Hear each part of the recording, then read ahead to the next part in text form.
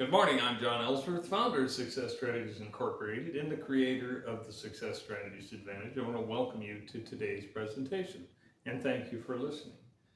Today's presentation I've entitled, How Do You Spell Relief?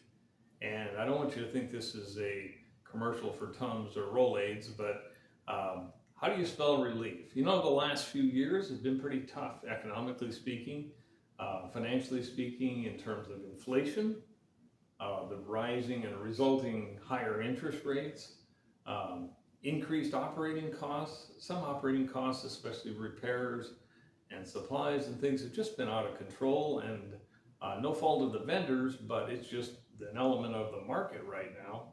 The operating costs have been climbing, and frankly, this has all been accompanied by what I would consider average revenue streams. Not exactly making for great cash flow. In fact, I would characterize it as a classic cash flow squeeze. It's really a squeeze. It's tough to make things cash flow in this type of environment. But I want you to think about as prices rebound, and yes, they will rebound at some point. They've started in some sectors. Almond industry is up a little bit. The dairy industry is up considerably on milk prices. And so I want you to think about, how can you prepare? And here's just 5 suggestions for you.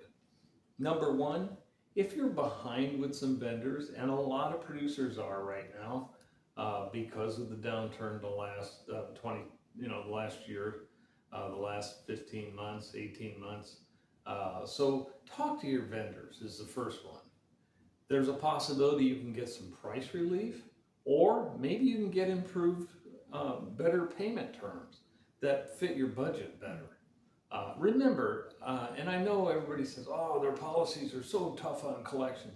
You know what? Their policies may seem tough, but they were set based upon some producers in the past who may have gone bankrupt, may have sold out, and couldn't repay couldn't pay their bill. So they're tough policies, but they were put in place for others.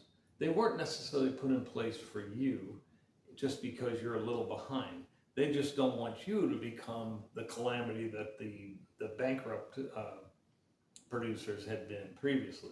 So I think the key is this: communicate with your vendors, talk with your vendors.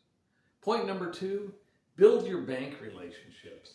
And the best thing I can tell you here is, do not spring any surprises on the bankers. The key is not to surprise the bankers. How do you do that? Well, number 1, you can monitor your cash flows. Monitor it monthly so you know what's going on, you're not surprised, and you can share the info with the banker too, so he or she is not surprised.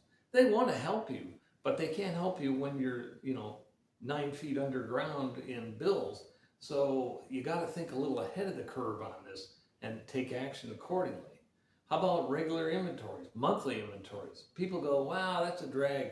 Maybe it's a drag, but you know what? It'll tell you what your position is, and you'll catch any problems a lot sooner than doing it quarterly, once a year, that type of thing. And again, just like with the vendors, the key is communication. Communication with your banker. Keep him or her informed of what's going on. And if you anticipate some problems, talk to them ahead of time. Get an early start in the process, because their approval process, it seems to me, is certainly taking longer than it used to, and for various reasons, and most of which are beyond their control.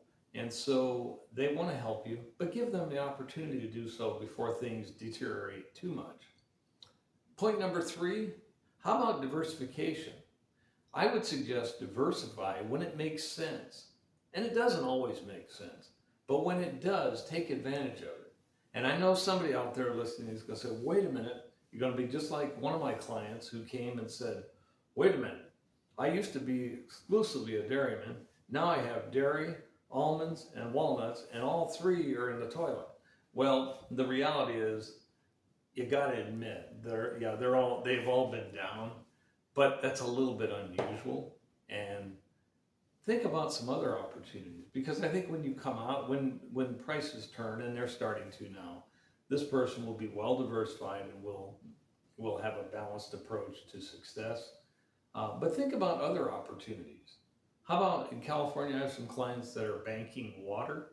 Basically, they're storing water for their water district. So when water becomes short, if it does, and it probably will at some point, they have the first rights to the water that they banked in the past. Methane production is a big one for dairies, and that's growing, and it fits into the green energy type of concept too, which we know is growing in this country, and probably for good reasons. So think about other opportunities to diversify when it makes sense. Number four, expansion.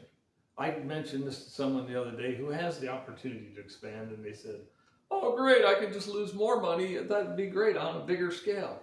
I said, "No, I think you need to think about how to structure it optimally and then capitalize on two things: greater efficiencies and greater economies of scale.